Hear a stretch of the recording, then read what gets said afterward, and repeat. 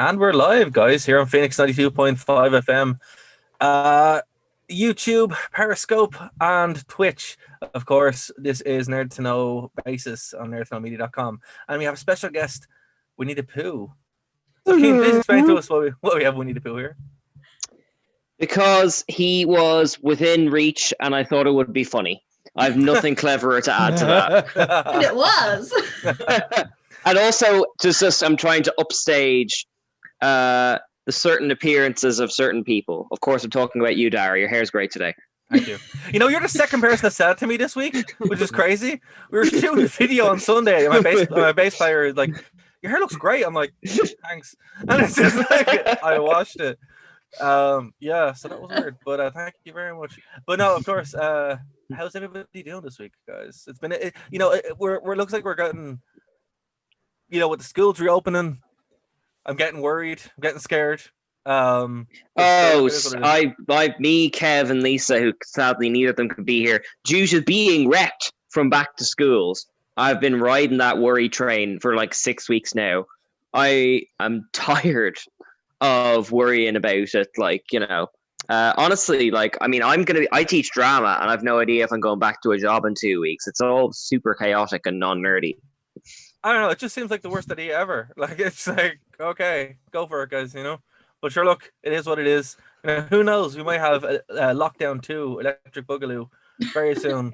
Lockdown 2, Beyond Thunderdome. Here, everything is dome related. What's going on? But before we get to that, Katie, you wanted to bring up something that we need to talk about, because once we start talking about domes and all that stuff, it's just you're no idea. There's too many ways we can go with it. So exactly. So we just need to get to it early. Go for it. Well, I mean, it kind of ties into the whole dome bubble lockdown thing, because like a couple of weeks ago, basically, like everybody knows that a couple of months ago I picked up a Switch, and then I was like, I need to actually like work on myself because I'm lazy and tired and hate everything.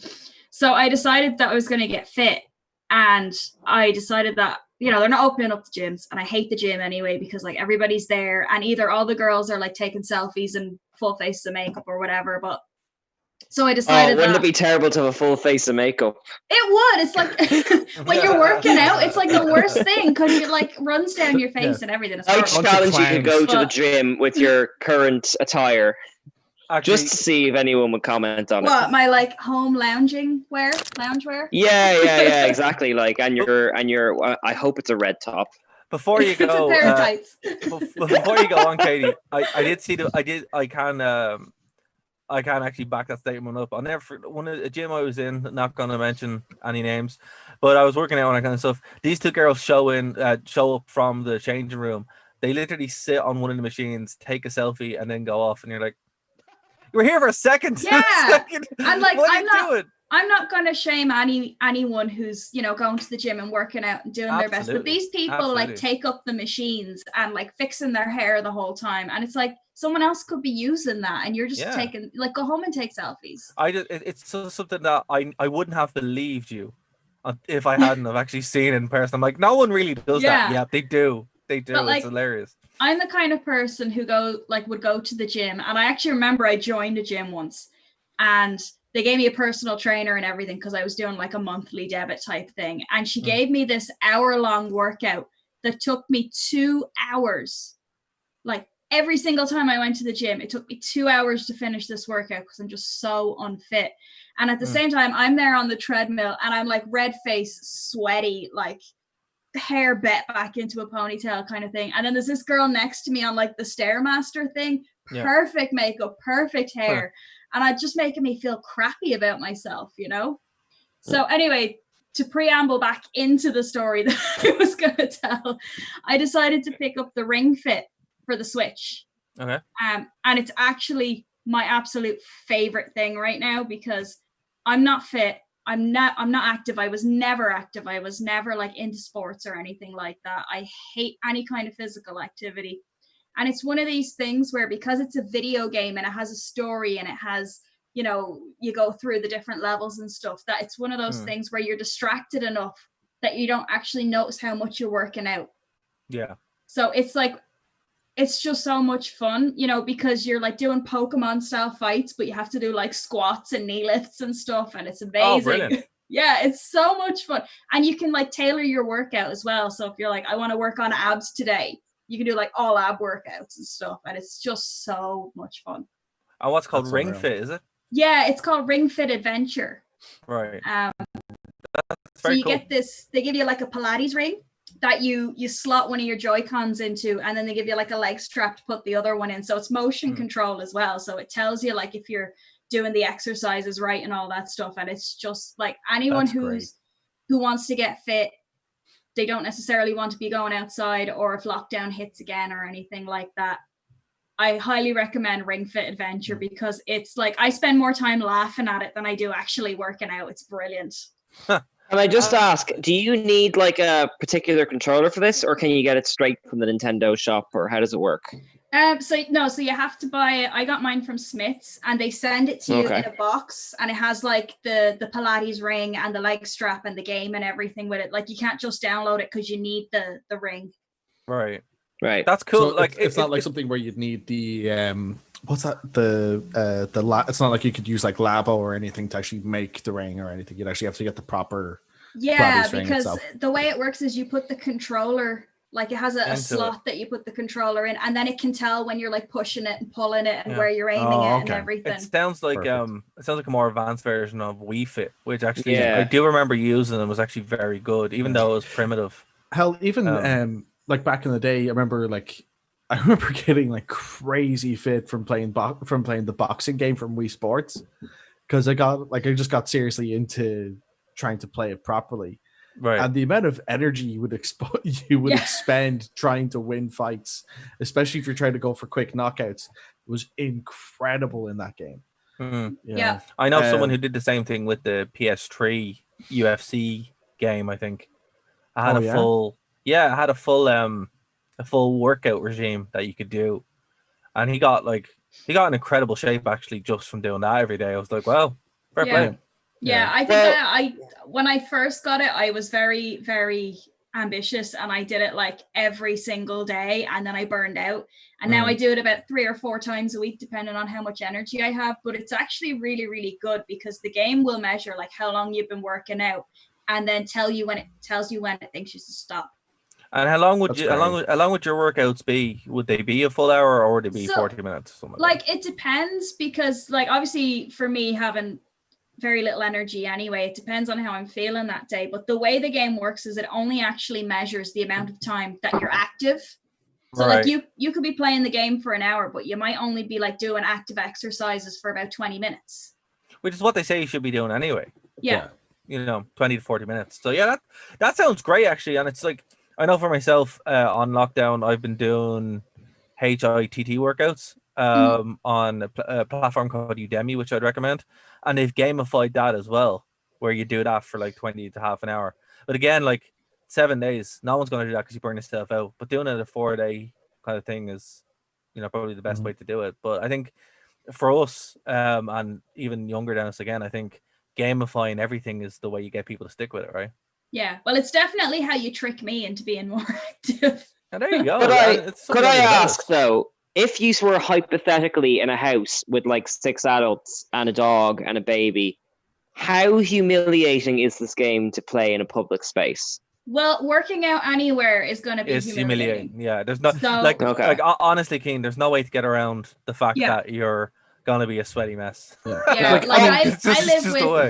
I live with like 4 other adults and 2 dogs, and like I have the luxury that my room is just big enough that there's a little area for me to be able to work out in, so that I don't have to be around everyone. But yeah, it's like working out anywhere. It's like this is part of why I don't go to the gym, because it's just like the most demeaning experience. Yeah. But when you get super fitness, it's kind of worth it. Once someone chimed in there, 1 second. Good point. It's why I'm glad nobody I know goes to my gym. Yeah, fair. Sorry, Brink, go for it. I went through a phase where I was like very, very into yoga, and Cian, I can tell you, like, if you're worried about being embarrassed, gas is going to come out when you do proper stretches. Oh, I've been doing yoga Okay. every morning and evening, but yoga I can do discreetly, like on my phone or like away in a room or something. But like with the Switch, you need the TV, like so you're going to be in a kind of a public spectacle area if you're going to be doing your boxing and that kind of stuff. See, that's my obstacle. Like the trick is to fool somebody into doing it with you at home. Yeah. And then it's I could do that. It's less Yeah, embarrassing. because you could pick up just like another regular Pilates ring and have somebody next to you doing the same exercises. And there you go. Okay, all right, I'm getting talked into it. The screen is a distant dream now. Oh, nice makeup, by the way, Katie. Once in a while. What makeup? It's your eyebrows, right? It's just your eyebrows. Yeah, I did my eyebrows today. Yeah. See, unfortunately, Katie did a workout right before recording, so her eyes and her arms are just a little bit red. Just a little bit red. That's all it is. All right. Well, look, and how much is it? Is it like full price or is it? Yeah, I paid about 80 quid for it, but honestly, like the amount of times that I've used it, it's paid for itself already. See, it does really sound like an advanced version of Wii Fit, where you bought the board and stuff with it. And to be fair, peripherals kind of suck, but when it's something that's that integral, and that I suppose useful, it's worth it. But again, this guy I knew, he had the whole setup for the PS3 VR thing, and I was just like, that's a bit much. But we had like the walking trackpad and everything. I had everything, and was like, man, like. Just go fight someone, like it's just go outside for a bit. Go outside for a bit, But like this was pre-locked. This was like 10 years ago, so it's like, all right, man, whatever. I was about to say it's hard to fight someone with social distancing. You could do it. It's kind of justified now. That's what jousting is for. Or you beat me to it. Bring back jousting. Bring back jousting. Well, that's probably why they had. But the horses have to stop at 2 meters too. Well, that's probably why they had it, because there were plagues all over the Middle Ages, so... Yeah, I want to hit you, but from far away. From far away. I don't think health and safety was a big thing back then. We'd be surprised, to be fair. Like, it depends what you wear and who you wear. If you're like the king, sure, but like... But like, plagues were rampant, but people didn't necessarily want to catch it. Exactly. That's why, like, actually, the best story I heard is during the Black Death, the Pope would sit in between two fires.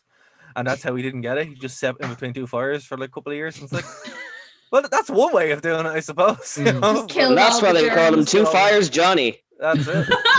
Two Sheds Jackson. Lights up his Pope hat for extra effect. Yeah, didn't have the Pope hat. I mean, you've got a good few minutes before it reaches your head. But this is before they had the Pope hat. This is when they were just kings and warlords. So, Maybe that's how it got invented. The triple tiara? I will look that up. That's homework for everyone on the stream. I should know this, actually, but I just don't. Anyway, so fitness is good. That's the takeaway. Yeah, fitness, get healthy. Fitness is good. Fitness is great. We surrender our will as of the state. Just because we're, antisocial nerds doesn't mean we shouldn't be fit. Fair. And look, and I will say, if anyone does want to try out like a cheaper version of it, Udemy is a really good way of finding courses for everything, really. And you can get workouts there, and then you just get a yoga mat and you're good to go. Now, you don't talk about embarrassing. Thank God nobody is in the room that I'm in when I'm working out, because not good. But there's nothing more humbling than like doing some stretches or yoga, like Bryn said, or whatever, and then accidentally clocking yourself in the mirror. Yeah. Oh no! No, what's worse? Cover the mirrors. Cover them. What's worse is when it's like, 3 sets is fine. I can do 3 sets, and then by the second thing, like, oh my God, I want to die. Oh, it's not or fun. even if you're going, I can do the most intense, do the highest level intensity of this, and then halfway through the first set of the first exercise, you're like, no, I can't. I have my Ring Fit set to the absolute lowest difficulty. And every time I sign in, the little dude, because you get like a little, like the Wii Fit yoga girl or whatever, you get a little dude and he's like, hey, what do you say we crack up the intensity? And I am like, no. Why don't we say you go away? It's like Clippy from Microsoft. Yeah. It's like, go away, Clippy. Nobody likes you. I have my own sort of Switch workout regiment, which is I bought Cuphead over the weekend along with the Goose Game because Kev recommended it so highly. and Prim has discovered how to jump off the couch. Oh, Jesus. So the game is to try and play it and then stop her from killing herself. Yeah. And just do that until she falls asleep. Isn't that playing every video game with a child? Cuphead is particularly nasty because like it's just so difficult. The Goose Game you can pop down is generally forgiving, but with Cuphead, like some cool 1930s airplane is going to knock you out of the sky or something like that the second she decides to eat dirt from a potted plant. Or play Superman. Oh yeah, she does that. Oh man. Well, you know that works too.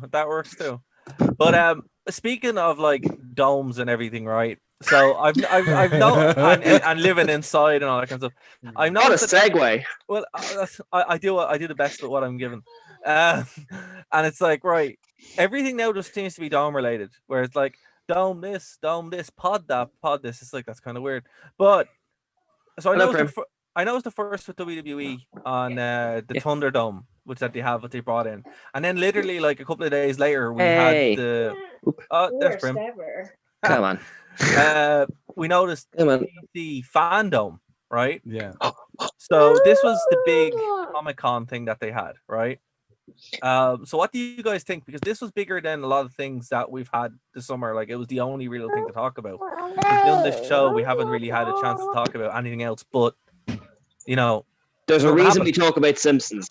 Exactly. So this was the first big news story, and it kind of came all at once. So we had everything all at once. So I don't even know where we can start with this because we have Batman, we have Black Adam, we have Flash news, we have Flashpoint news, we have Shazam, Suicide Squad, everything. So who wants to take the lead on this? Well, we start with Okay, let's start with the Batman film, and the trailer came out for Matt Reeves, the Batman. Yeah, Matt Reeves directing the Batman, Robert Pattinson as Bruce Wayne and Batman. And I really like the trailer.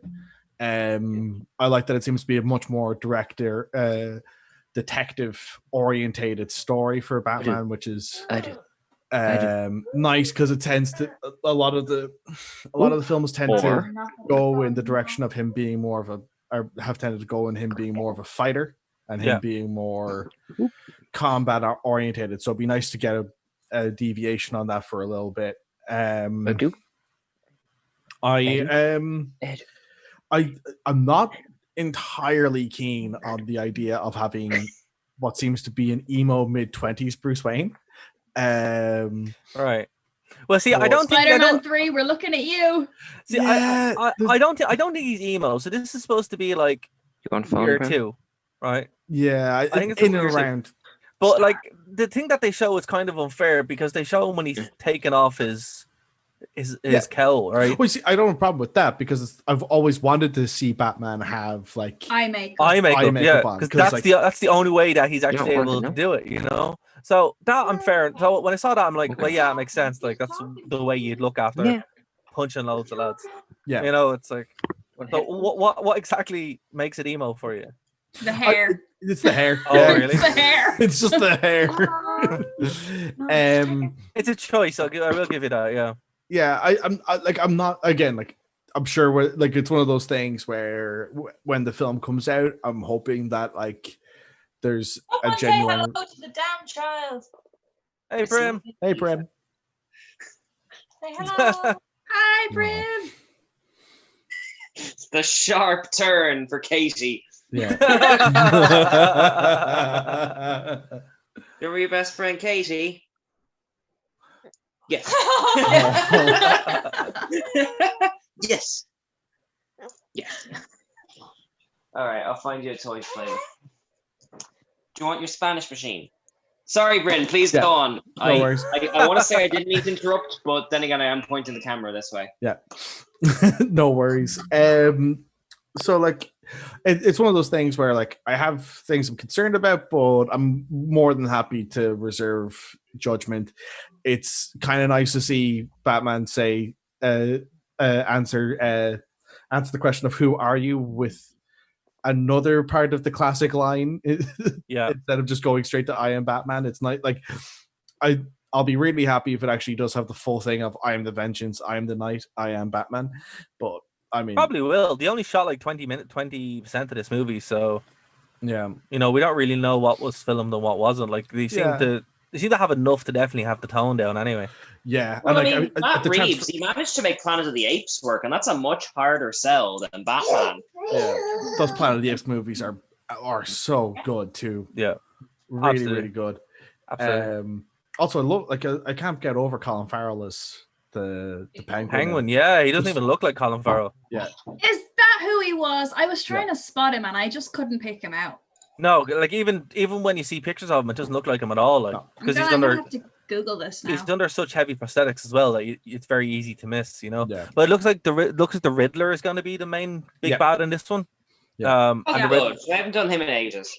But they haven't done him like this either, where he's actually like a serial killer. Yeah, you know. Like, seriously, Colin Farrell? Yeah. Yes. Wow. Yeah. It's no nuts. fair play. I know. Like I look, I'm willing to give this one a strong chance. It has promise. Definitely, yeah. Like we haven't had a detective Batman. Like the only bit of detective Batman we had was that like small scene in The Dark Knight where he's trying to find a gun. That was about it. There was a little bit of it in. Michael Keaton did it too, actually, as well. There was a little bit of it in Batman Returns. There was a little bit of it in. There was a little bit of it in the Batman Begins and The Dark Knight, and then there was a bit of a stretch in Batman versus Superman, and then that's about it.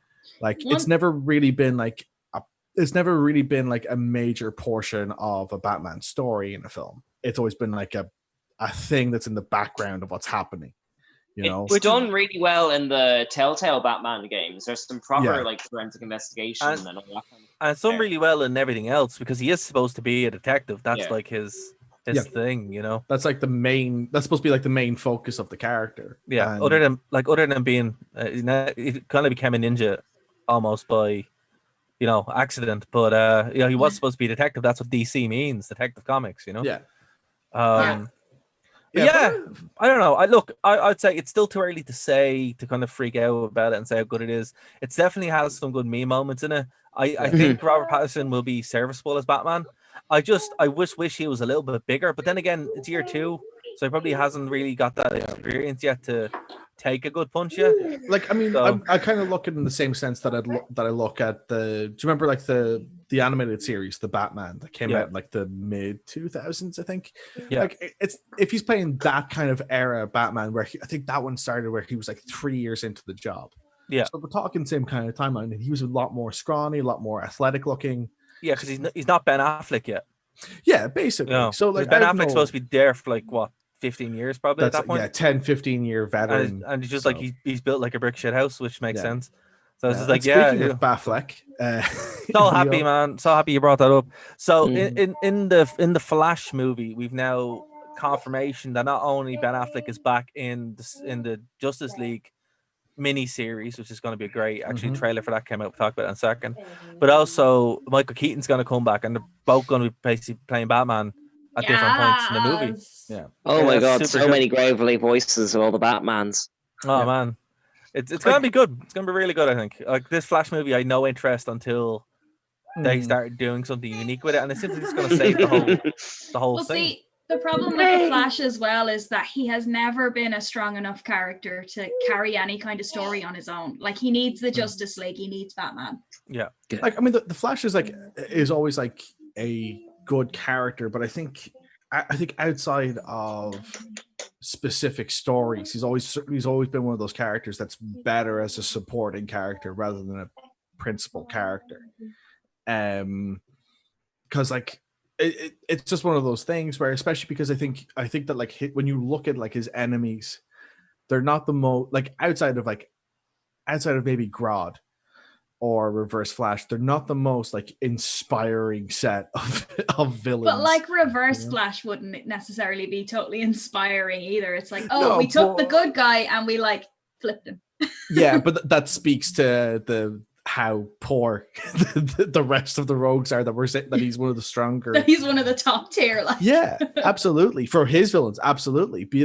Again, like I mean, what writers have done with Reverse Flash has also made him into a stronger character as well, because like obviously people point to Flashpoint, but there's been plenty of stories with Eobard Thawne that have made him into a much more interesting and at least like thought-evoking villain, because again, it is a guy from the future who is a genuinely supremely intelligent person, and it just adds an extra layer to the character with how he's been presented.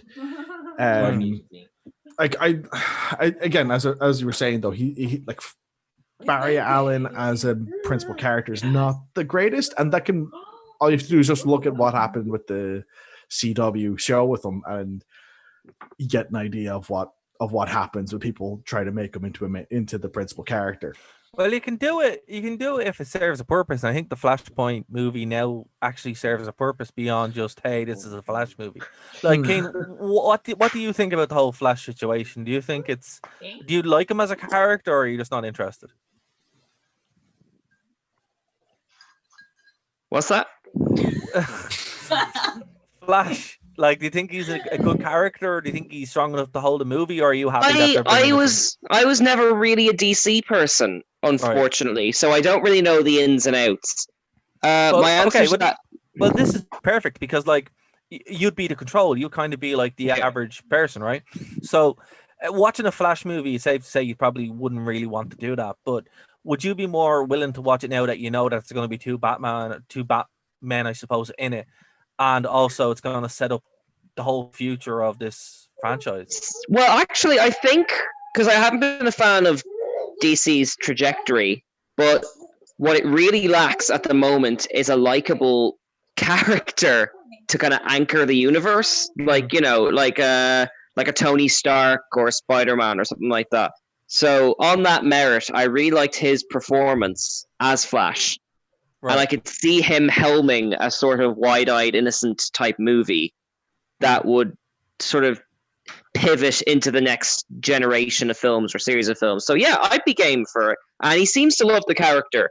And I'll always give an enthusiastic actor in a lead role a chance. That's like fair. You know, if that makes sense. Like, I think that's what's going to happen. Like, so we've had that. And we know that's how they're going to shape up the rest of the universe going forward. We've also had an announcement that there's a new lead actress for Batwoman season 2, which, yikes! That's not a great sign. No, that's not a good sign. Yeah, me and Stevie tried to watch it, and we only got 7 minutes into the first episode. I mean, maybe we're just too sensitive, but I found it incredibly cringy. Yeah, it is. From what I've seen, it's extremely cringy. It's a real shame because I think Cassandra Cain's a really interesting character. And she is. I really hate. Like I did make it that far in, and I was just like, oh, I hate this. I hate this. No, I saw the trailer and I looked at it and I went, Ruby Rose? Nope. Yeah. Oh, yeah, that's fair. This is the actor, is it? Yeah, it's the actress, yeah. What's wrong with the actor? Like, I just like, there's something about their face. I just can't look at them. It's kind of like what I have with Mr. Punchface, who was in the Star Wars game. Stevie, you'll love it. We're talking about Batwoman, the TV show. But like, because even I've been rewatching, because I never finished it, but I've been rewatching Orange is the New Black lately. Oh, shit. And they come into it in season 3. Oh, wow. And I'm just like, oh my god, I can't. Like, every time they come on the screen, I just want to hurt somebody. So I'm past the point now where they go away. So I'm happy. It's so bizarre hearing someone with kind of Harley Quinnish features complaining about Batwoman. Yeah. Not Batwoman. The actor portraying Batwoman. Okay. Yeah. So look, this series is on live sport anyway. I think change an actor is like, oh, okay, well, it's Band-Aid on. It's a Band-Aid on a gunshot. Yeah, basically. Yeah, it's like good luck. But I think that was one of the I don't know for a fact, but I think that was one of the things that kind of put people off was when they announced Ruby Rose. Everyone went, "Oh, really?" Yeah. Literally. See, I didn't have a problem with the 7.5 minutes we made it to the first ad break, but there was just something about the presentation because maybe Katie, you can possibly tap into this better than I can with my man brain. But it was clearly trying to be like a cool, groundbreaking, feminist icon. Women can do the things men do. She's in the army. But it also started with the first scene was her swimming in her underwear. And then Yeah, the well, villain, I think blondie haired, and then like there's a lesbian kiss. And then there's like, oh, the Bruce Wayne's gone missing, and like you're connected, and all this kind of. And it's like, is this being written for men or women to appeal to men or women? I'm so lost. I think the problem is, and again, I haven't watched the show, I've only seen the trailer, but generally speaking, I think the problem is with these kind of things because, like, okay, I don't want to use this word, but the world is becoming so woke, as in, like, people are becoming more in tune with, you know, human rights issues, feminist issues, all this kind of stuff, that a lot of the time, people like companies and writers and shows and everything, they want to get in on that to show that they're like with it and we support you and everything and it's great. But usually it's written by the same people who were writing the discriminatory stuff before. So now they have to kind of wrap their heads around this new stuff. And I think with Batwoman, a huge part of the feminist selling point was the fact that she's a lesbian. And so they were like, we have to put as much of this in it as possible to show people that we're with it and we're with the LGBT and we're feminists and it's all good. It's like, hello, fellow lesbians. Yeah, It's called, literally like, it's called performative allyship. Yeah. So they I've show heard that they're before. being an ally because they want a good response. Yeah, but it's like back in the 90s where like shows would literally go, oh, but you need to have a black actor in it. Why do we need to have a black actor? Yeah, in like show? the token black actor. Yeah, exactly. Yeah. It was, and that's the character token. And I have like the best takedown of that trope is in Not Another Teen Movie, which everyone should watch. Yeah, that's great. All this. But yeah, look, so that's that train wreck out of the way. And, we'll never speak of it again. We'll never speak of that again until the show's cancelled, which will probably happen sooner rather than later. Yeah, rip. But okay, Wonder Woman is coming out soon. It's gonna be fun. We'll see what happens. Suicide Squad, the good one. That's what they should call it. Like the good one. The good one. Suicide Squad in parentheses. The good one. So like this is the film. Is the film? This is the film. So the film and the game was announced. The film is coming out in 2021. Directed by James Gunn, and it's a soft reboot. And this one has so many characters in it. Have you, Katie specifically? Have you seen who's in this? No, but to be honest, I was kind of put off with the I think I watched the first 20 minutes of the first Suicide Squad, and I was like, I'm out, I'm done. No. Listen, don't. It's not that. I'm going to win you back with one phrase. Fearbug is in it. Who? Fearbug is in it. The German guy. Peter Capaldi. Yeah, Peter Capaldi's in it with screws in his head. Are you telling me Flula is in the new Suicide Squad? Yes, he has a character in it. Yeah. Oh my goodness. Okay. Right. Yeah. Right. Okay. Yeah. So on top of that, Peter Capaldi's in it. John Cena's in it. John Cena. Man, they call John Cena is in it, and you can see him this time. Is he playing the Invisible Man? I don't believe it. No. Seriously, when I saw this reveal, I thought people were taking the piss. I'm like, oh no, they literally have everyone in it. The cast is massive, so it's gonna be fun. Oh my god, John Cena's Peacemaker. Right. Oh, that's class. Right. Peter Capaldi's the Thinker. I am so in. Yeah, yes. It's gonna be unreal. It's gonna be unreal. Now, here's the bittersweet hook, though. If there's like 20 odd of them, that means they're actually gonna do the Suicide Squad premise, which means most of them are gonna die. Flula Borg is Javelin. Yeah. Ooh. Because I mean, sure, Bryn and Dara, I suspect you know this already, but the original hook of Suicide Squad as a series is you had this team of B-list or new characters, and one of them died every week. And you had to keep buying it to find out which one made it, you know? Oh, absolutely. But see, I think that adds kind of stakes to it, because you don't had no stakes. It just happened. Like, it just was there. Yeah. You know, I'll never forget. Slipknot, the man who can climb everything. I'll never forget going to see that movie and then remember liking it and when I watched it. And then when I thought about it, I got progressively more and more upset. I remember seeing. I remember when that Like, happened. what 'Cause happened? I remember we watched it roughly at the same time, and I went, "Oh," I was like, "Oh, what do you think?" We went, "Oh, I like it, and I liked it a lot." And I went, "Did you think about what happened in that Yeah. film?" And then you went, "No, why?" And then I just went, "Did you think for a second about why Amanda Waller was near Enchantress?"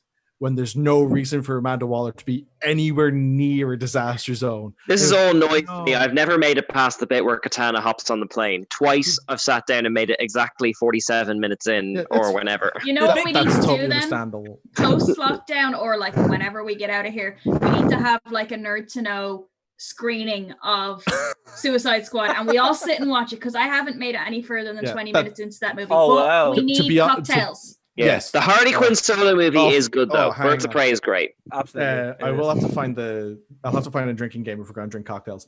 Yeah.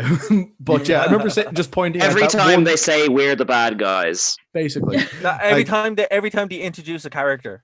Yeah. Every Uh, time there's like a weird, super colorful edit that doesn't belong there because the trailer house did it. Yeah. Unbelievable. Every time you Times think a Cara song. Delevingne requested being in the film. Doesn't she do like dancing or something? Yes. Months of much chimed in there saying that sounds awesome. To be honest, it's like, yeah, okay, we'll do that. We Yeah, can do we that. will do we'll that. do that. We can do But Live stream. yeah. Well, I just it remember depends. I If just you get remember out, pointing out that one bit, and then you just went, "Oh yeah," and then you just started cascading into different things that didn't make sense. see, that's the problem. It's a movie where you watch it and you're like, oh, it's great, and then you're like, you think about it, and you're like, oh no. And you See, get I wouldn't progressively even more Great go if you're upset. not thinking about it. Oh, Yeah. yeah, like seriously, I went to go see it at a midnight screening, and I was like, I was like, fine, grand.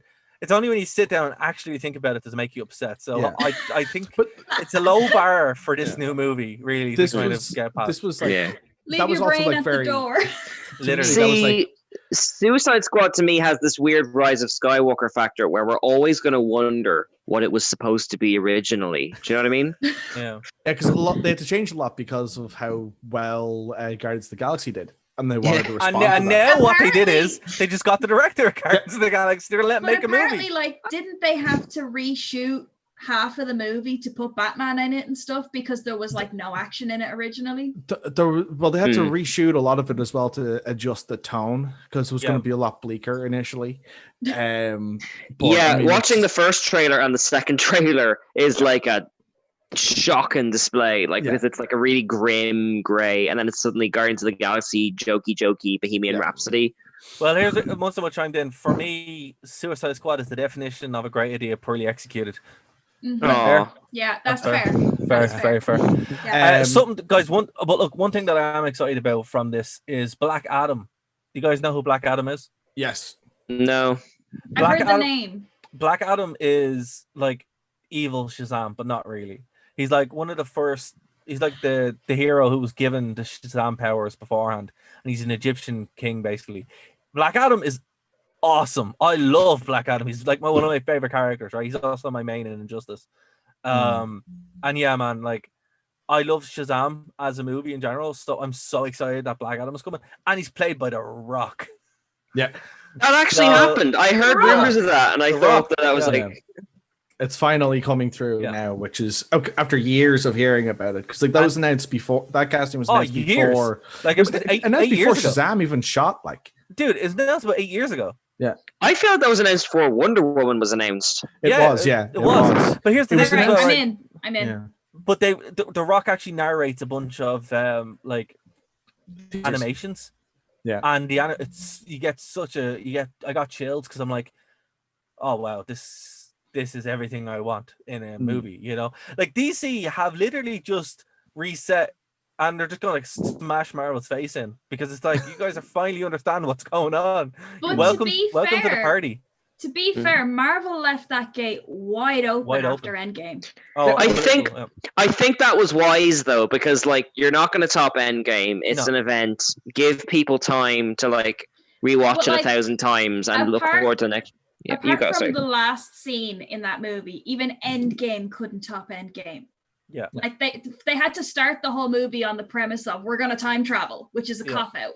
See, I think Marvel have reached that kind of point now where they've kind of played the best that they had, Mm. and they will kind of come back around with X-Men and stuff like that. They need to regroup. Yeah, they need to regroup, and that's and now, like, to be fair, DC had to do the same thing, but they're coming from a losing background, and now they're like, oh, this is how we do it, the multiverse. And Marvel have also figured it out too by going, hey, if we just have this, it'll be grand. Interesting thing, Doctor Strange 2 is apparently going to have, they're trying to get cameos from pre-Disney Marvel movies, so like random cameos from old X-Men, random cameos from Well, Sam Spider-Man, Raimi's all that kind of directing, so he has Tobey Maguire's phone number. yeah, so I wouldn't be shocked You if got that him on happens. speed dial. That'd be Aquaman interesting. 2 has been announced, so that's fun. Here's one that isn't fun, and indulge me, right? So I love the New Gods, okay? Mm-hmm. You guys probably don't know what the New Gods are, but that's okay. Apocalypse is a new god, right? Like the big bad. He is, and basically it's a Jack Kirby series. It was written when Marvel wouldn't let Jack Kirby write Thor anymore, so he went off and made up his own mythology. Oh, I remember these guys. Yeah, did Neil Gaiman take over He writing that did. for a while? He wrote them for a Yeah. while. Yeah, the new gods are amazing, and it's the whole Fourth World Saga, right? Very cosmic, all that kind of stuff. It's kind of like what the Immortals are doing, but I'm very, very concerned. Like the director of The Wrinkle in Time is directing it, and I'm like, so yeah, good luck. You should have got Neil Gaiman in on there, but go for it, Wrinkle in Time director. Give it a chance. I will give it a chance. I'm not hating on it. That's why I'm just saying good luck, because Jack Kirby stuff is kind of hard to put the screen. Well, Like, they have got someone with like a vision. Like, I mean, I haven't seen all of Wrinkle of Time, but like someone with a visual flair for that's probably a good place to start. Like, my concern is that it's going to be like Mr. Wahiki's train wreck of Thor, and I'm oh like, my god, yeah, just get into therapy with this. Yeah. It's becoming our regular You actually segment. have to get over it. Like, I it's a liked it. film. Counselling. Like, no, I mean, my God, you I'm have just to get saying, over it's it. like whenever I see somebody going, I want to do something new with the material, I'm like, no, you don't. It's there. It's fine. Jack Kirby's great. Leave him alone. But like, anyway, the whole Thor thing, okay, yeah, maybe it wasn't the best. I personally liked it, and I thought Korg was amazing. Korg. Oh, yeah. Korg, I loved finding out put up with what that whole Taika movie. based his Korg's voice on, which was just a Polynesian bouncer that he met once. Yeah. And that was great. Just, all right, that's drinks there, folks. Better leave. I just want to say I'm not actively hating on it. It's just that's where my concern. I get the Lost in Space, Danger Will Robinson vibes off your woman, and I'm like, all right, we gotta watch out for this. So yeah, we'll see. We'll see. Batgirl is back in development. Joss Whedon is basing this on Gail Simone's famous New 52 run, which, to be fair, is a good run. We'll see what happens. Interesting. Supergirl is on hold. Bill Earns. The Trench is in development. This is a spin-off of Aquaman, so this is based on the very famous bit in the movie and in the comic run where he goes into the trench and fights everybody. Apparently, it's like a proper horror movie. So we'll see what happens. James Wan is attached to the project, but it's not actually. That's a good start. Yeah, well, definitely. The Green Lantern's Corpse is back in development, so that's all we know so far. Well, if you're going to do multiverse, they are kind of the shield of the multiverse, aren't they? Definitely. Hal Jordan is expected to come back, but also they want to kind of pull it away towards Jon Stewart, so we'll have more of a Justice League animated series version of Green Lantern rather than Hal Jordan, so that's pretty cool. Well, actually, you could have, because the Green Lanterns, for what I know of them, you could easily have a live action thing, a movie, and like an animated show all sitting in the same continuity, because unbelievable. Yeah, exactly. Aren't they? Exactly. HBO Max has now taken over DC streaming service, so ripping pepperoni. That was in the pipeline for a while. Yep. Nightwing, status unknown. Lobo, status unknown. Cyborg, status unknown. Justice League 2 not happened. Justice League Dark, status unknown. So we're never going to get that movie, which sucks. We're in the dark. Yeah. J.J. Abrams has been brought on, though, to develop it, so, maybe. Ugh. He Like known Lens Flare. with the Cloverfield things, he is good at facilitating other talent. So I wouldn't write it off straight away. Like I want him as far away from Swamp Thing as is humanly possible. I want them far away from Hollywood as possible. The man killed Star Wars to the point. We'll actually no, we'll hang on to that. We'll put that in the pipeline because we won't finish this. Joker 2. Joker 2 has been in the pipeline, but we don't know. Guys, what do we think? Does Joker need a sequel, or do we not want a sequel? No, it's better without one. The fan service, I'd do like one Batman crossover, but I wouldn't. Yeah. Like, you wouldn't do, like, it's modeling itself on like King of Comedy and stuff, and those aren't films that merit sequels. Yeah. So, But, like, it was strong enough on its own, and it was well-rounded enough on its own that doing anything else with it would just be pandering, and it won't necessarily go well. But it won't go well. But the thing about it is, they reportedly put a dump truck full of money, like the Canonero, and they're like, "Here you go," and that's why it's still happening. I think that like I think that like you actually you risk ruining the artistic merit of the initial Joker if you do a sequel to it. It's like it would be like doing a sequel to Raging Bull. Yeah, you know, harder. Yeah, like I mean, to be honest, actually, this is what it's like. So. In my opinion, the sequels to Rambo ruin First Blood. Yeah, completely ruin the point of the first film. I'd agree. And I feel like a sequel to Joker will do exactly the same thing. Well, and once the much agrees with you, Bryn, I think Bryn is right. It's a great standalone movie. Yeah. Having said that, though, to say on the Sylvester Stallone thing, I've been watching the Rocky movies with Stevie for the first time ever, and each Rocky film makes it gets stronger so far and makes it feel like a link in a chain, an escalation. So you could find an approach. I'm just not optimistic they are. The Rocky films are an exception that proves the rule, as far as I'm concerned. The Rocky movies as well, as far as I'm aware, were written, starring, and directed by Stallone. So it was his source material. He knew what he wanted to do with it. Yeah, exactly. And the director was the co-writer on Joker, the Hangover guy, and he obviously has like a rapport with Joaquin Phoenix. So like, if they were kept as the creative heads of that series, you could find ways to escalate. Joker hasn't started his journey as the Joker yet. What I would say would be better to do is take Joaquin Phoenix as the Joker and put him somewhere else. If you really want him to play the Joker, just let him play the Joker. Yeah. But in that world, it doesn't make sense. Because I feel like give him a holiday.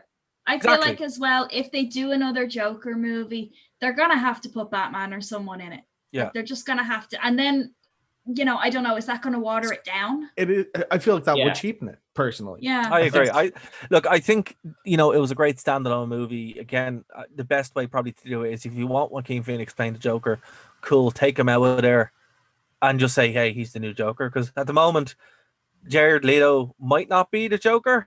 He was never the Joker. Well, he never was, exactly. No. He's just some guy. In his own film, God bless him. Like the way I've always described Jared Leto is that he's like, I don't know how many of you have seen Batman Beyond, but in it there's there's a gang that epitomize the Jokers, and it very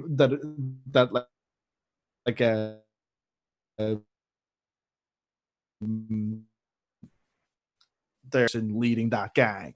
Yeah. Don't buy him as the actual Joker. If we follow the convoluted logic of the DC universe, the Joaquin Phoenix Joker was in the 70s, so like he is like a fanboy. Yeah, basically. Clearly. Yeah, that would be. You know what would be cool though? It's I doubt they're going to do this. Don't do a Joker sequel, but have all of the films afterwards reference the fact that the Joaquin Phoenix Joker exists. Yeah. And then bring him in for a big event thing like Thanos with some big crazy plan. Because that way you get to have your cake and eat it too as far as a standalone film and getting him to mix for that Infinity War money or whatever. I'm going to put it out there. Make the Arkham games into movies.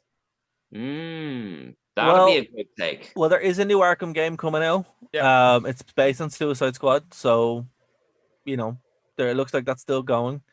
I'm kind of surprised to see Joaquin Phoenix signed on, to be honest. He doesn't seem like a sequel. I don't think Joaquin Phoenix has ever done a sequel, actually. Well, initially, when he signed on for the first Joker, in his contract, he said, I'm only doing one. Yeah. He was like, one, and that's it.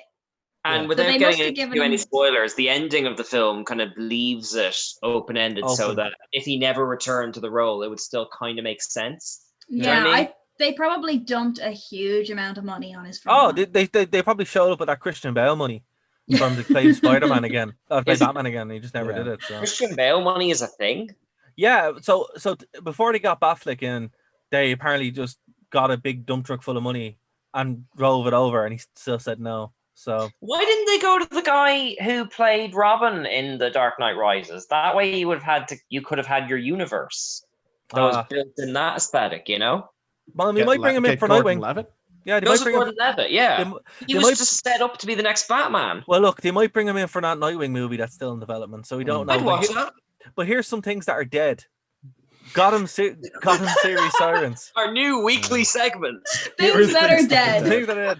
Man of Steel 2. Now, even though Henry Cavill is back as Superman officially, he's not doing Man of Steel 2. Superman reboot. That is dead too. So no Black Superman apparently. No. Was that ever a thing, really? Aren't they? Yeah, it was. Aren't they doing Red Sun? No, they're doing Red. They did Red Sun as an anime thing, didn't they? Ah, that's They what did, it Jem. is. Yeah, They did. did, I haven't yeah. seen it yet. I know you hate it, Bryn. I don't hate it. I just there's things I really liked from the book That that I was cut. disappointed weren't in there. But Yeah. That's So fair. yeah, they had Michael B. Jordan apparently wanting to play Superman, which is like, why? You don't need that. But anyway, so yeah, they But- thought that too. So Well, by I Michael mean, B. like, Jordan. let's be fair here. If we're getting Michael B. Jordan attached, I would rather him play a good superhero and not Absolutely. and not get immediately go. Absolutely. Well, the closest thing to Superman we have for a black actor is Steel. Oh and Jesus! I'm not God. doing that to him. There's a movie might watch, You know, Michael B. Jordan would be great playing either Green Lantern or man. Martian Manhunter. That'd be awesome. Yeah, Oh. I watched that. yeah, see that, and yeah. this Him is as John why not? Stewart would be pretty Right? great. Perfect casting. Pretty but great. Yeah. Anyway, do that, DC. And they might be. We don't know yet. I would Do want to it. cast a bit older for Martian Manhunter, to be honest You with can you. de-age him. You can. Yeah, I know, but but I mean, you can- what I mean by older is I'd want to have someone like if you had the budget, I would go for Denzel. Oh. Yeah, but like they're gonna cover him in prosthetics anyway. Exactly. They are, but for me anyway, if it was my film, I'd want to go for someone around I would like to go for someone like Denzel Washington. Hell, even Clark Peters from The Wire, I'd love to get as. Ooh, Fair. yeah. Bryn talks about me bringing up Star Wars. Bryn always brings The Wire any chance he gets. This is the first time we've ever talked about The Wire in Yeah. the year. and a half No, I've it's been not. here. Yes, It's it not. is. Is Yes, it is. I don't talk Oh. about it on the show. That's the Currently, the difference. ratio You just talking to of me. that Just to talk about it Star to Wars me is all well the up. time. So, All right, I take it anyway, back. Where I take on it the Taika Waititi curve does The Wire fall? back. Anyway, so so go my TD curve. Jared Leto's movie is dead. Mm. Harley Quinn Joker movie dead. Oh, There we Yay! go. I want to Oh, see. saying No, I want to so. see Harley and Ivy. That's what I want to see. Yeah. Well, that might happen. So we don't know Yeah. yet. Like as I said, Let's- everybody loves Harley Well, Quinn. So Margot go for Robbie a is on good the same level relationship. as Ezra Miller, as she just loves the character. Like, I think she was a producer on Birds of Prey, so I think as long as she's game for it, they're going to keep doing Hardy movies. Like, you yeah. know. Well, look. Harley and Ivy. Harley and Ivy. Well, they were. Oh, I they were. want that. They were supposed to do Gotham City Sirens, but that's also dead as well, and that's what that would have But been. I thought Birds Good. of Prey kind of was Gotham. No. Well, they didn't do Birds of Prey properly. That was the problem. But Gotham City Sirens literally is your Harley and Ivory, movie. So they might swing back around, but we'll have to see. Like the big things here is the DC universe needs to get back on track because it's completely off track and it's hanging on by a thread. That thread. You being say that, but the Shazam. last 4 films have been either critically or commercially pretty good. But that's what I mean. Like they're hanging on by the thread, and those threads are the last 4 movies. Yeah. Yeah, they But I need to mean, like pull themselves back But up. at the same time, though, like the upswing in terms of quality has very much Unbelievable. gone towards them being Yeah. good films. Like, Oh man, like I'm so happy now that they're actually doing stuff now. And they're like, oh wait, we actually have probably a deeper well than Marvel. And honestly, for I for upcoming films, certainly. Absolutely. That is, yeah. months to month, I long for a DC movie where they use the new 52 as source material, but they're going to. That's what Green Lantern is going to be, and that's what Batgirl's going to be apparently as well. Super Batgirl. And also, Shazam. Shazam was totally based on his New 52 retelling. That's why he had the cool hood, which is, awesome. Right, guys, listen, we have to end it there unless we want to go into overtime because we will get... we want to go into overtime. Okay, we want to go into overtime. I think we need to go into overtime. All right, so we have to end it here for Phoenix 92.5 FM listeners, guys. We will be back on this stream in the next couple of minutes. Still haven't made ads. We'll eventually get around to it, like Bryn's show. Yeah, don't worry, they're coming. They're coming. We'll be back after this short break, guys. If you're listening to us on Phoenix 92.5 FM, thank you very much. We'll be back next week. Bye, guys. Bye. And we're back. Nice. I was gonna make a cup of It's tea funny, or something. these guys don't see the ads. They No. just kind of come right back. So yeah, Straight and we're away. back. The shortest ad in human history. So I wanted to like while it was a second for us, it was the time to invest in trading 212 for them or something like that. basically. Just Yeah, My like God, cause those for ads, effect. man. I kind of want to get that app, or audio book on us. I kind of want trading 212 or eToro, which is the other one. I'm like, Yeah. yeah, Or maybe. what's that puzzle game that's on YouTube all the time now, where like where you have to stop a guy from dying or some shit? Oh yeah, it's like the mafia one. Yeah. Yeah, I don't know. It's weird. See, Madness. okay, now unlike other people on the platform, I condone the use of ad block. Go for it. But so I don't see them most of the time. I kept wanting to use my tablet or phone. I'm like, what the hell is this? And it's just YouTube, but bad. Just relentless. Yeah, it's relentless. And, It's like ads, now it's unskippable like ads. it's like 2 ads at a time as well, which is even worse. But No, you got to keep the ads because then you get the benefit of when they say investor trading 212. You get to yell at the screen and go, "I told you last night, no." Do you Yeah, know that's where fair. your stocks are? So anyway, I wanted to talk about the Suicide Squad trailer for video game. Okay. First and foremost, I think the premise for the game is great. I thought the trailer itself was very, very strong. I'm just a sucker for any trailer, for any media that will use Outcast as their soundtrack.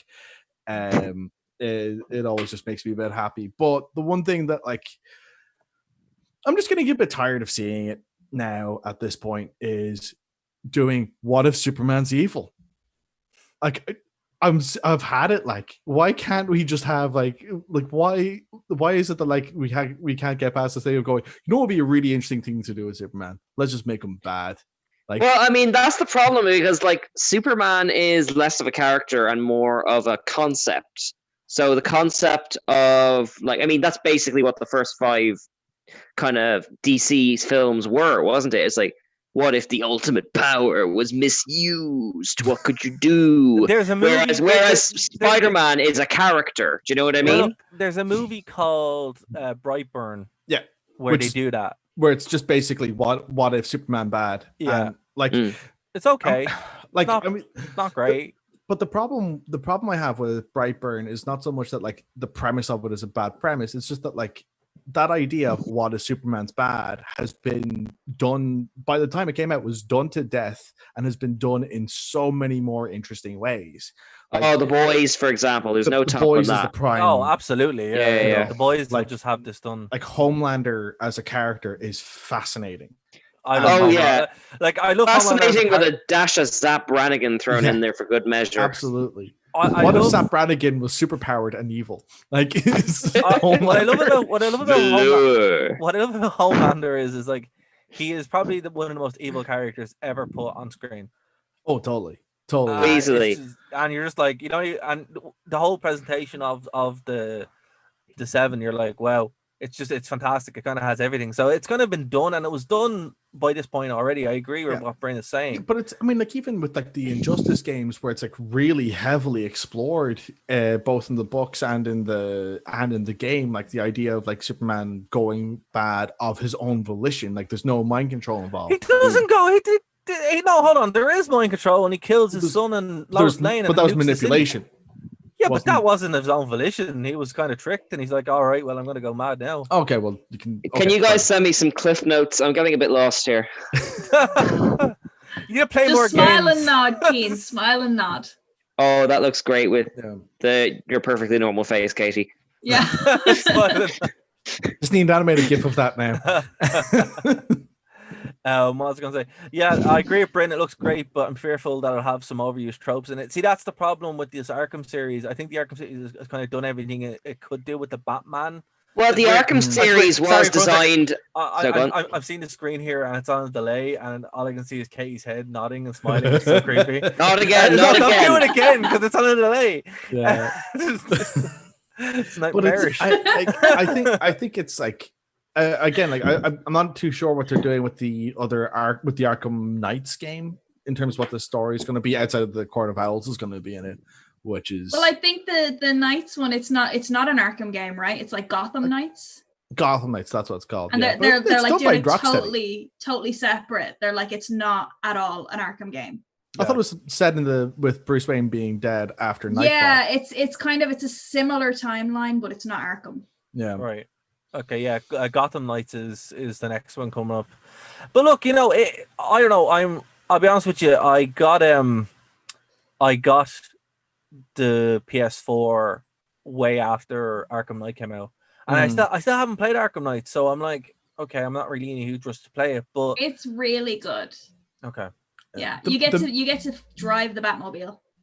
I thought that was good. Yeah. Yeah. You get to drive the Batmobile and totally not kill anyone. But for Yeah. Oh, can I talk about the Batman Begins game for a sec? The Batman. Did you ever play this game? I did. Yes. It was basically the Arkham Asylum before there was Arkham Asylum with the full cast of Batman Begins, which is great. But I remember the Batmobile vehicle segments. You could just run cars off the road and bash into them and make them explode. And a little thing in the corner would say, "No casualties." Yeah. No matter how hard you tried to maintain the logic of the universe. Yeah. My favorite thing in the Arkham games was always, when you bash the guy's head into like the electricity box and he like gets zapped, and I'm like, oh yeah, Batman totally didn't just kill that guy. Yeah. But there's times where like he will straight up destroy a guy's leg and just leave him in the middle of a street. Yeah. And he's supposed to be fine from that. Yeah, he like breaks both his arms and one of his legs, and he's like, all right, see you later. You remember in The Dark Knight when he broke Eric Roberts' leg and he felt so guilty he nearly retired? Like, hasn't that ship just sailed since then? But the setup here on this one, just to take it back to the game, is that it's evil Superman, and the Suicide Squad are going to fight Superman. How are they going to do that? Like, how are they with a mallet? Yeah. Also, one thing I found out that you'll enjoy, Dara, is that King Shark is voiced by Samoa Joe. That is cool. Yeah, that is cool. That is cool. Yeah, Samoa Joe is great. Yeah, you won't say a bad word about him, even if he does have a robotic arm in a game. But like, even if he does try to commit, if he actually does commit murder in the game.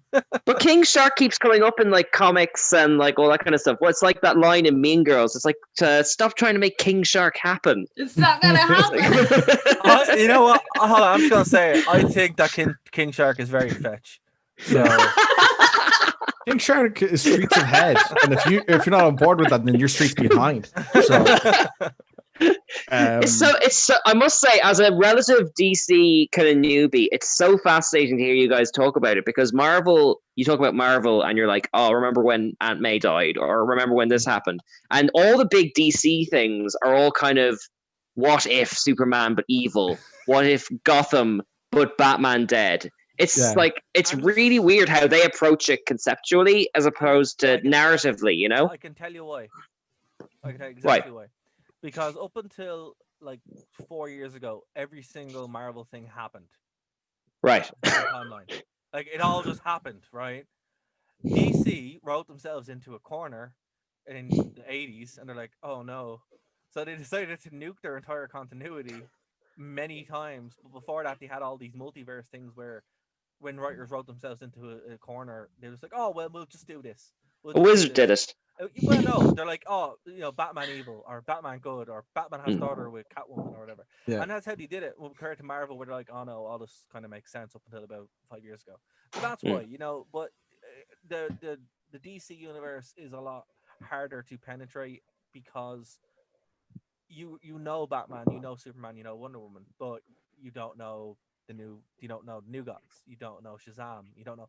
So it's kind of harder. But once you get into it, it's this real deep lore that they're finding like, oh, it actually is pretty good. And Jeff Johns is the reason for it. Like, if anyone's listening now and wants to get into comics, check out anything Jeff Johns has ever written in the New 52, and you'll know. Shazam, he managed to save Shazam. He made Aquaman cool, and Aquaman was a joke. Not easy. Not easy. Definitely not easy. But yeah, so that's why, because it got rebooted so many times. Crisis, they've had like 7 crises. It's like, lads, get it together. Come on. The first 2 were kind of all right, fair enough. And then it's just by your 7th crisis, it's just a pattern. But basically what happened was, and Grant Morrison actually talks about it in his book, basically one series of writers would wipe everything, and then the young fellas who were writers then, who grew up reading the stuff that was wiped, were like, oh no, we're going to bring that back. And that happened for like 30 years. So okay, well, I mean, like, are weird. It's like, literally. So, well, it allows you kind of to have like your Dark Knight Returns and your Killing Joke, and absolutely. the way I kind of reconcile it in my head is like all the DC characters are just like Greek gods. They've done everything, even when it contradicts itself, and they're more like fables than like Marvel, which is very much a big ongoing soap opera where everything happens. But that's the way it was up until they rebooted it and kind of did the same thing now, where you can have these big overarching stories, but they all happen. For example, it's the reason why Gwen Stacy never came back in Spider-Man, because she was dead. Well, she did come back before people go, oh, but she came back as a clone. That doesn't count. Gwen Stacy in our segment, Things That Are Dead. Yeah, well, there you go. But that's why she stayed dead for so long, because she was dead. They didn't bring her back. She was dead. Dead, like not comic dead. Yeah. Actual like Poochie dead. But like, I mean, yeah, because I remember in the 90s when they killed Colossus as their statement to say, oh no, deaths are permanent. Like, and they made a point, because the people coming back from the dead, especially in the X-Men, was just getting out of hand. Yeah. So like now when you kill somebody, they come back like in about 3 or 4 months. But like it's a storyline when they die now. Absolutely, like Wolverine, case in point, like that was a big storyline, or when he kills Superman or like that. But it's that's the difference between Marvel and DC, and that's why it's kind of it's taken them to this point where they're like, oh yeah, look, our stuff is really weird, so when we get into it, it's going to get weird, but kind of go with us. Yeah. Marvel have opened that up, where Marvel are doing, they've kind of opened up the way to tell stories in comic books, and now DC are like, hey, we can just go for this and people will watch it. Why not? So that's kind of like what the appeal of Dark Knight's Metal has been. Absolutely. Which is a phenomenal series, by the way. Yeah, it's it's so crazy. Yeah. But I mean, it's the ideas that have come out of it is like incredible. Yeah. But like, yeah, I mean, the way that like I've always had like the difference between Marvel and DC described has always been DC writes the heroes you hope for, Marvel writes the heroes you get.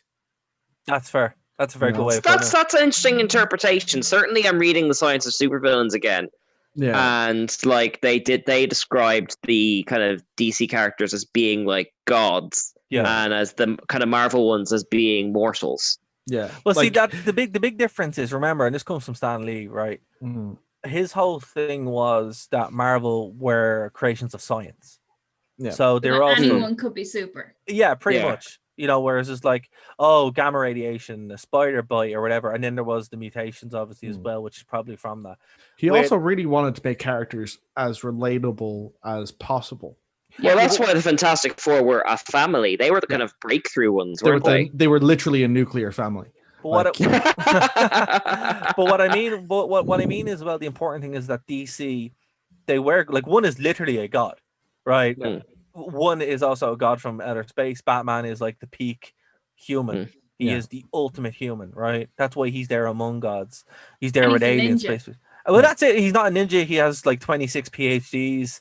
He's ultimate everything. Batman is. He doesn't really need to sleep. No, but like when Batman is your everyman with all of his tech and money, like that says a lot. No, he's not. He's never been your everyman. He's not He's your never been in That's every the man. point. That's the point, right? You know, Everyone in And- DC is Yeah. royalty or the peak of something. Mm. Like think And about it, I'll King of also- Atlantis, all that kind of stuff. There's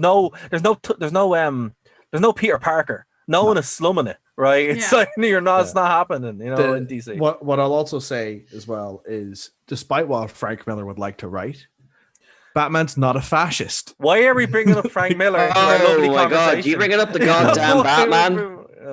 That Not even first- bringing up Batman. I mean, like the way from the 80s that he's consistently written the character is to write him more and more like a fascist. Well, I think a Dark Knight Returns has a very specific context, which is like the old weary. So that's fine. When you get into All Star Batman and Robin, where he's Yeah. like calling Robin retarded but I and mean, like all this, and the way he writes Vicky Vale, it's just it's gross. It's as gross as Homelander. That it is, right? Like that's what Rorschach was a commentary on, Yeah. right? Where Rorschach literally is basically a fascist. Yeah. And now I feel like people like Rorschach not in the way he was intended. Do you know what I mean? Not to get too political, like. But that's because we're living in a world that we were warned about, right? Where Yeah. it's like, Yeah. that was Like, what happened. But as well as that, I mean, I think We when live in it comes, dystopia, so we're gonna Yeah. start playing out dystopian Like, tropes. I think when you look at what I think the people who like and aspire to Rorschach don't really pay attention to his political leanings. They pay attention to you're not locked. I'm not locked in here with you. You're locked in here with me. You know. Yeah, Like- whatever looks good on a badge, on a bag, that kind of thing. Yeah, like the Well, not like even that, it's men get arrested, dogs get Dogs put down. Like Which- Yeah, That's- I would fair. challenge them to actually read the magazines Rorschach reads because they're in Watchmen yeah. as supplementary material. I challenge you to read But that. what I would say again, the appeal of these characters, right? Rorschach is a man of action, and when he does do that moment where he goes in and absolutely just decimates the pedophile, you're like, well, he got it done, and it's just like that's it. It's kind of the same when I used to read Punisher. I know. I want Oh. to stand up for this though because the movie has it super blunt, but like the comic has that slight bit of ambiguity because like you're never sure. He finds a bit of cloth and there's the dog with the bone and he joins the dots. Yeah. But the guy doesn't say anything. He just kind of begs for mercy. So you never know. I That's feel fair. like that was put in the comic on purpose. That's fair. Yeah. But yeah, like even still, it's like you're gonna boil down these characters to their base, right? And their base is appealing to different things. And Watchmen would take those tropes, and there's a really good thesis by the comic book guys. I can't remember the actual. I'll try to find it. It's by Murd. He wrote a whole thing on it. And did a whole series on Watchmen. It's fantastic. I will dig it out, and I promise I'll leave the links below. Yeah, like it goes into the whole thing. But when you're boiling down comics to its base, it has to be something everybody can relate to, and it's a lot easier to relate to those kind of things than overall, as you said, Keen, concepts, right? Like concepts that are very hard to link into. It's a lot easier to like relate to Spider-Man because you know his motivations. It's a lot easier to relate to even in Watchmen. You get why Ozymandias is doing what he's doing because he's relatable. You can't Dr. Manhattan. You can't really because he's not really human.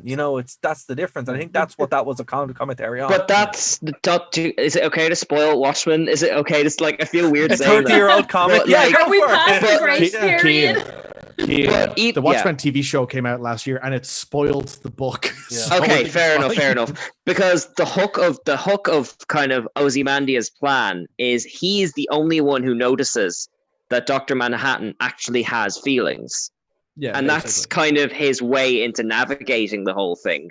Yeah. So it's I don't know, Watchmen to me was always conceived as an attack on the comic book industry in the 80s. Absolutely. Do you know what I mean? Totally. Like Absolutely. But I mean, So everything in Watchmen was a response to either things in contemporary comics or just like Rorschach's. The whole point of what Rorschach was is to point out that, like, hey, if you take Batman to his logical conclusion, This he's is what not happens. a good guy. No. Like, yeah.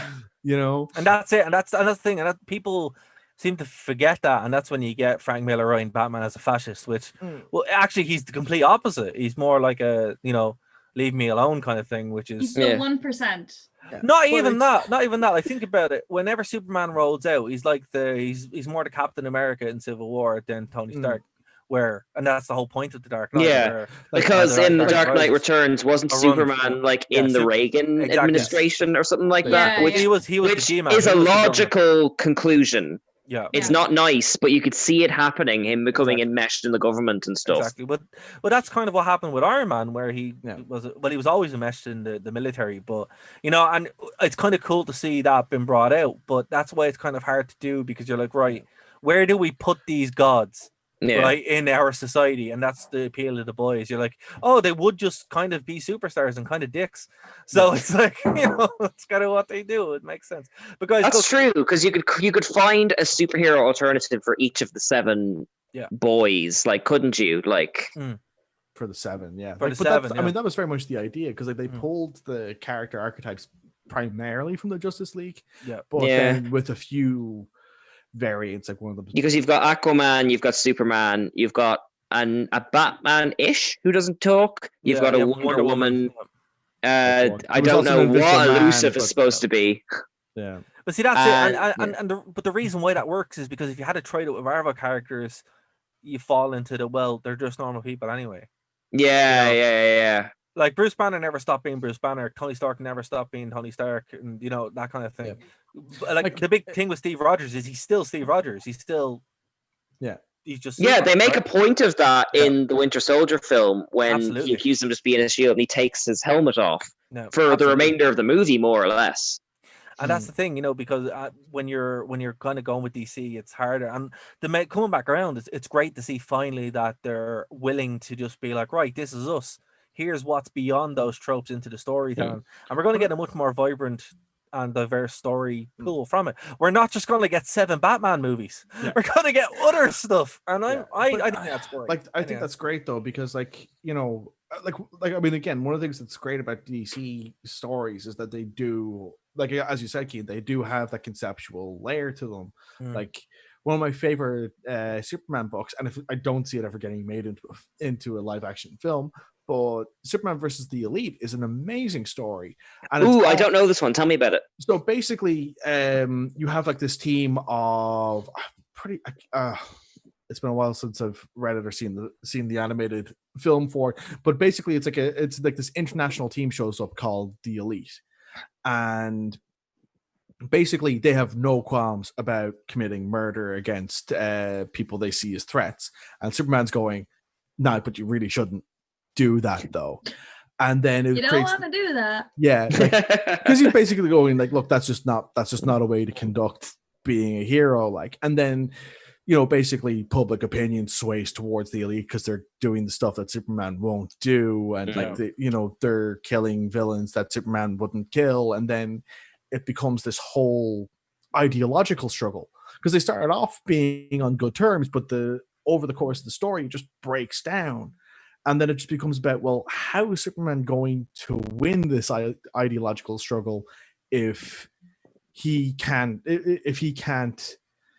there's one thing they are willing to do to him that he's not willing to do to them. And well, that's funny because that's the conceit of the Dark Knight as well. Like, why would people be scared of Batman if the Joker is always willing to go further? Like, because Batman breaks your arms and legs, whereas with the Joker, he kills you. You don't have to worry about it anymore. That's fair. That's really creepy with that makeup. She's not wrong. She's not wrong. But guys, ignore him. Your eyebrows are great. But here's the thing, right? Obviously, we're not going to get to The Simpsons this week. So anyone listening, guys, we're sorry. We will come back with hopefully more of the team. They're on to us. Get them back to SeaWorld. Get back to SeaWorld to talk more about season 8. But we had to talk about it because here's the thing. Remember, we were talking about The Simpsons because nothing else in the world was happening. And then DC gives a year worth of content. So it's like, okay, we got to talk about it. So guys, we are going to wrap it up now because we've talked for a good 70 minutes. So Bryn, is there anything you'd like to plug? Yeah, so Tech Takeover is in production. The script is fully written. There's been an initial recording session. I've only managed to do the first 10 minutes of the script so far, but I am planning to get the rest of it finished so that I should be ready to get it edited and released in 2 weeks' time. So Fantastic. That's where we're looking. Okay, and Katie?